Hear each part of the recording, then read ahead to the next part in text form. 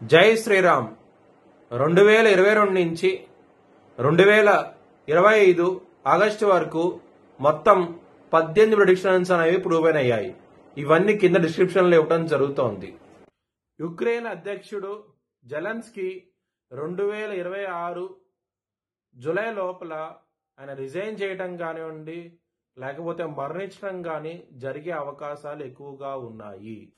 కుంభరాశికి అధిపతి శని. కుంభరాశిలో ధనిష్ట 3-4 పాదాలు, శతభిషం 4 పాదాలు, పూర్వభాద్ర 1, 2, 3 పాదాలు ఉంటాయి.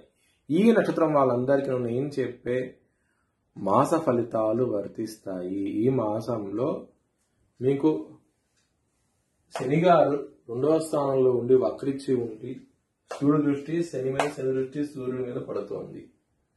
సో ఈ గ్రహస్థితి ఉండటం మూలంగా ఈ మాసంలో ప్రాబ్లమ్స్ అనేవి ఎక్కువగా ఉంటాయి.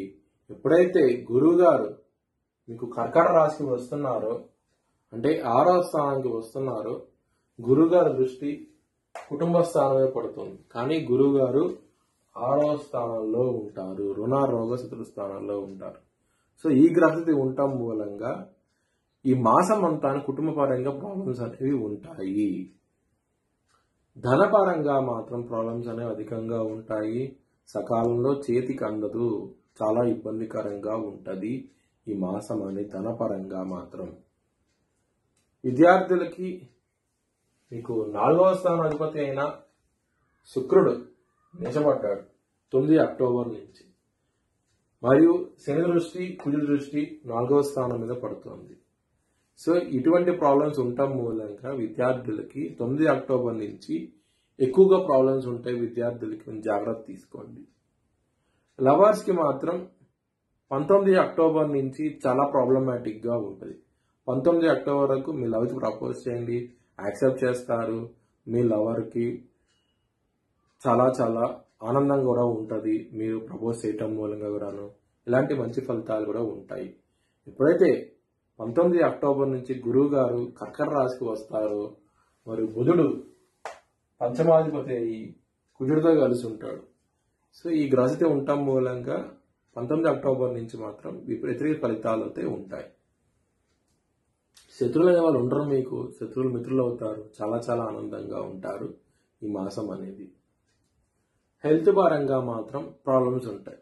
గచి సమస్యలు, ఎసిడిటీ సమస్యలు, పొట్టకి సంబంధించిన సమస్యలు ఎక్కువగా ఉంటాయి ఈ మాసంలో. కొంచెం జాగ్రత్త తీసుకోండి.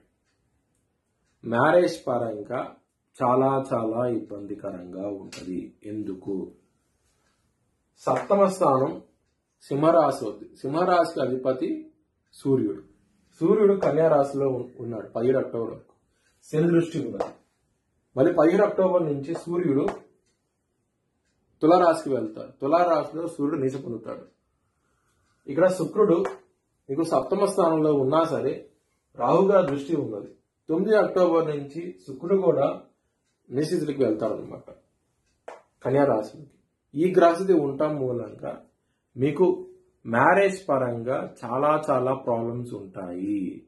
చాలా జాగ్రత్తగా ఉండండి. గొడవలు అయితే విపరీతంగా అయ్యే అవకాశాలు ఎక్కువగా ఉన్నాయి. చాలా జాగ్రత్త తీసుకోండి. హనుమాన్ చాలీసా, సూర్య అష్టకాన్ని చదువుకోండి. మంచి ఫలితాలు అయితే ఉంటాయి. బిజినెస్ పరంగా మంచి డెవలప్మెంట్స్ ఉంటాయి. ఎటువంటి ప్రాబ్లమ్స్ ఉండవు. బిజినెస్ లో ఎక్స్పాన్షన్ కూడా జరుగుతుంది. చాలా ఆనందంగా ఉంటారు. కెరియర్ పరంగా చాలా ప్రాబ్లమ్స్ అనేవి ఏమీ ఉండవు. మీకు మంచి ఫలితాలు అయితే ఉంటాయి. మీకు 10వ స్థానంలో 24 అక్టోబర్ నుంచి బుధుడు రాస్తాడు. అలాగే కుజుడు కూడా దశమాధిపతి అయ్యి 9వ స్థానంలో ఉన్నారు. 27 అక్టోబర్ నుంచి ఆయన 10వ స్థానంలోకి వస్తారు. కాబట్టి మీకు మంచి ఫలితాలు అయితే ఉంటాయి. ఇక్కడ కుజుడు రాజయోగాన్ని ఇస్తారు మీకు. 10వ స్థానంలో కేంద్ర స్థానంలో కుజుడు సొంత ఇంట్లో ఉండటం మూలంగా రాజయోగం అంటూ ఇస్తాడు. కాబట్టి వృత్తిపరంగా మాత్రం ఎక్సలెంట్ డెవలప్మెంట్స్ అంటూ ఉంటాయి. 27 అక్టోబర్ నుంచి మాత్రం చాలా చాలా ఆనందంగా ఉంటారు. మీ భవిష్యత్ వివరాల కోసమై హెచ్ఎల్ఎన్ జ్యోతిషాలను సంప్రదించండి. Please like, share and subscribe my channel.